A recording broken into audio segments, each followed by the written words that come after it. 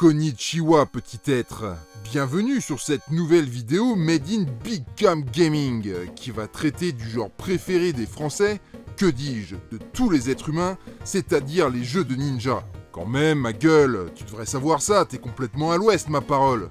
Comment ne pas être subjugué par ces êtres hors du commun que sont les shinobi, qui, au passage, s'inspirent totalement de votre serviteur et qui sont aussi virils que mystérieux, mais également foutrement sexy, et il suffit de me regarder pour bien s'en convaincre. Les jeux de ninja sont donc beaucoup plus populaires que les FIFOOT 21, les Pedal of Honor ou autres Pokémerde. Et la série des Shinobi de Sega, inspirée du principe de jeu de Rolling Thunder de Namco sorti en arcade en 86, a su évoluer jusqu'à devenir la référence du genre depuis 1987. Comme tout le monde le sait, en 88, sortira la Mega Drive, qui, pour attirer le chaland, se devait d'accueillir au moins un épisode de la saga mythique qui a marqué toute une génération de joueurs, incarné par l'inarrêtable Joe Musashi et dont l'épisode Mega Drive, sorti en 89, sera connu sous le nom de Super Shinobi. Le succès de la série engendrera rien de moins qu'une trilogie sur la console emblématique de Sega Sensei. Big Cam va maintenant rentrer dans le vif du sujet, pas plus tard que maintenant, pour vous présenter ces monuments vidéoludiques. Ikimasho. Salut à tous et bienvenue sur la chaîne de Biggie. Aujourd'hui, je vous parle de la série des Shinobi sur Sega Mega Drive.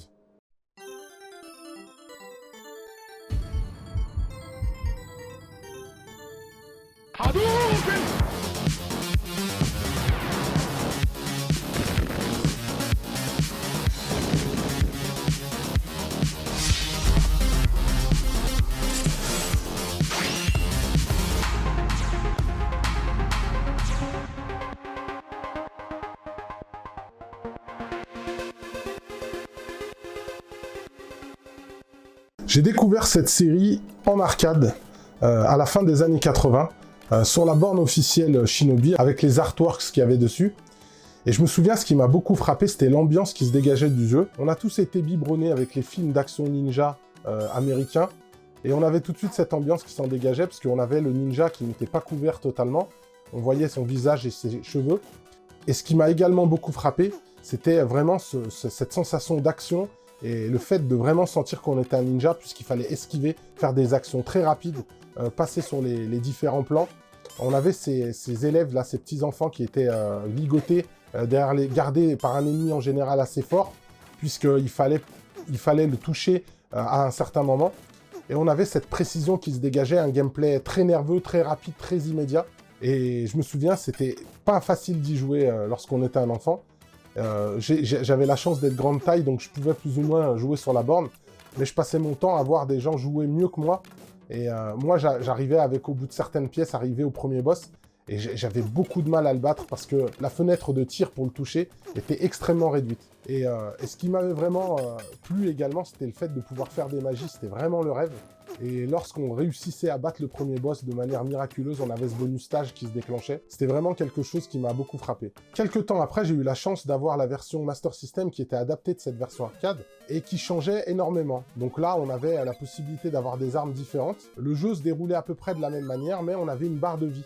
Donc ce qui permettait de jouer plus longtemps que la version arcade et qui le rendait quand même plus accessible et plus profond, à mon sens, parce que pour une version console, c'était mieux de jouer sur ce type de jeu-là. Beaucoup plus tard, j'ai connu la version Mega Drive qui, pour le coup, était complètement différente. Donc le premier opus, qui s'appelle The Revenge of Shinobi, qui là, changeait du tout au tout. On avait une ambiance complètement différente, avec un premier stage dans un univers japonais féodal, donc avec des bâtiments typiques du Japon, etc. On se battait contre des samouraïs, le premier boss était un samouraï. Et puis petit à petit, on avance dans le jeu et puis on arrive sur des environnements un peu plus urbains. Le jeu m'avait beaucoup marqué, vraiment par ses graphismes. C'était la première fois qu'on voyait des sprites comme ça, quand on basculait de la Master System à la Mega Drive. J'ai pas eu le jeu tout de suite parce que je n'avais pas de Mega Drive au départ. Et j'ai découvert ce jeu chez un pote à moi. Et j'y jouais, j'étais vraiment captivé par le jeu. Le jeu était pas facile, mais on arrivait tout de suite à comprendre les mécaniques.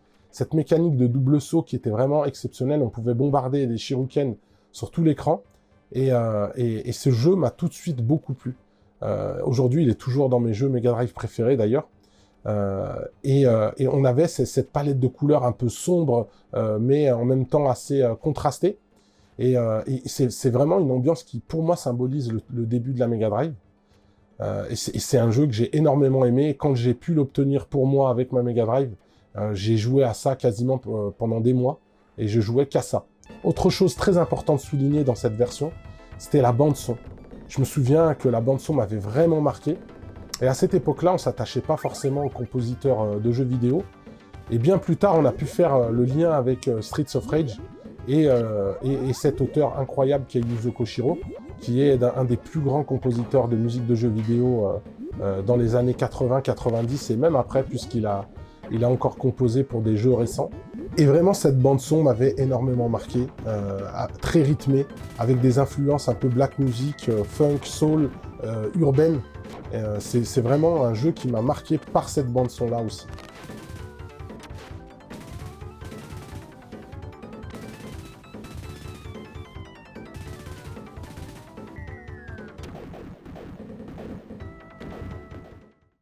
Shinra Tensei.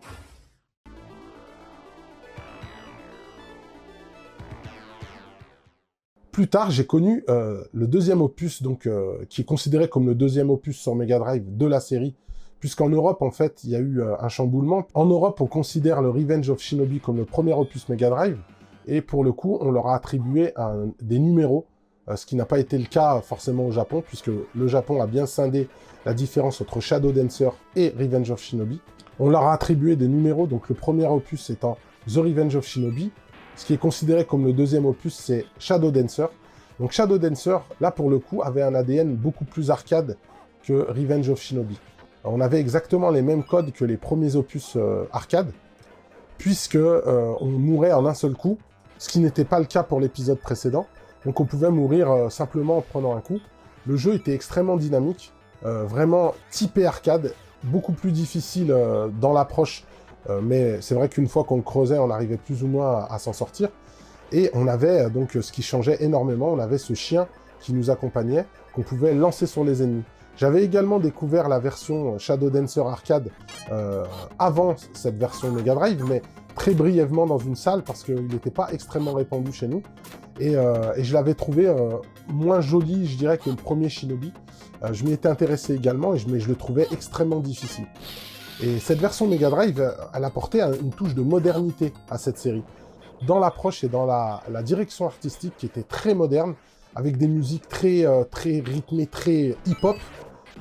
C'est vraiment un jeu qui m'a montré vraiment que la Mega Drive était un peu une console un peu du futur, quand on passait du 8 bits à une 16 bits. Et pareil, il symbolise vraiment la Mega Drive en plusieurs points. L'esprit de Sega transpire de ce jeu. J'ai un souvenir très marquant avec ce jeu. C'était le papa de ma voisine, qui était beaucoup plus âgé que nous pour le coup, et qui jouait à ce jeu, et qui ne jouait qu'à ce jeu, et qui arrivait à le terminer sans utiliser les shurikens. Donc il y avait une option pour désactiver les shurikens dans le jeu, et lui il arrivait à le terminer sans ça. Et ça m'avait impressionné à l'époque, et à chaque fois que j'allais chez eux et qu'ils jouaient à la console, ils jouaient sur ce jeu malgré le fait qu'ils en avaient plusieurs. Et quand je l'ai eu pour moi, je m'y suis mis, etc. Et j'ai passé beaucoup de temps également sur le jeu pour bien apprendre tout par cœur et réussir à le finir. Vu qu'il avait une approche très arcade, c'est vraiment un jeu qui se basait sur apprendre les patterns, apprendre les niveaux, etc. Beaucoup plus que The Revenge of Shinobi. Ce qui me marquait également sur cet épisode, comme dans les opus arcade, on avait donc des niveaux bonus, ce qui n'existait pas dans The Revenge of Shinobi. Et je me souviens de la musique avec les voix digitalisées dans ces stages-là. Et réussir à les terminer, on avait des petites techniques, on se calait à droite sur le mur, etc. Donc dans ce niveau bonus, on saute d'en haut d'un bâtiment, et il y a des vagues de ninjas qui arrivent, il faut tous les détruire pour pouvoir obtenir un bonus. Si on en rate un ou deux, on gagne quand même des bonus de vie, mais si on les tue tous, on gagne un maximum, je crois que c'est 3 vies, qu'on obtient à chaque fois qu'on réussit ces bonus stages.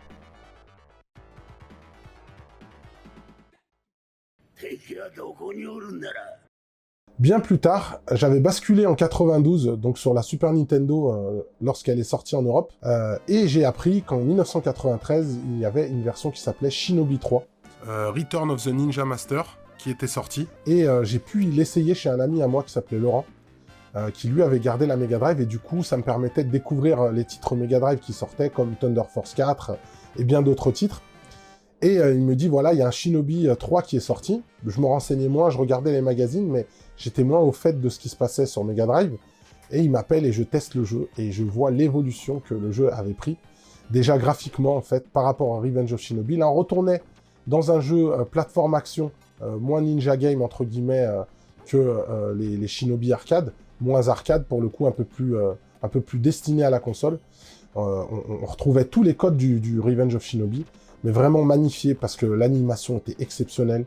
Les graphismes, on voyait qu'il y avait un gap qui était franchi, avec cette fameuse vague dont j'ai parlé dans différents tests de jeux qui étaient là pour répondre à la Super Nintendo.